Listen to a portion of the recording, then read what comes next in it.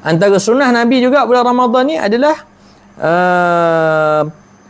tadarus Al-Quran. Tadarus Quran, dekat dengan Quran. Syahrul Ramadan, syahrul Quran.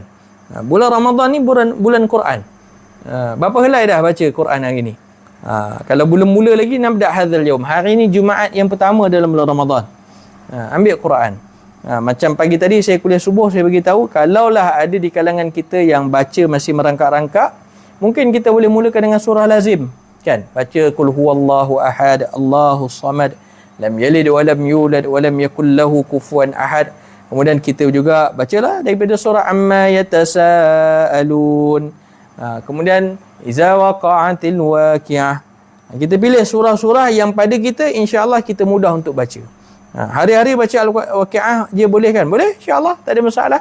Hari kita ada satu surah yang kita istiqamah untuk baca. Ada orang dia istiqamah baca surah Al-Mulk tiap-tiap malam kan.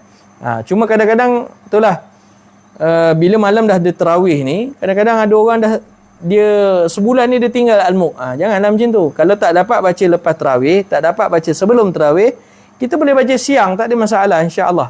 Nak baca siang pun tak apa, kerana dia ayat Quran. Dia tidak ada kewajipan pun mengkhususkan waktu sekian-sekian untuk baca ayat Quran, tak ada. Anytime, every time.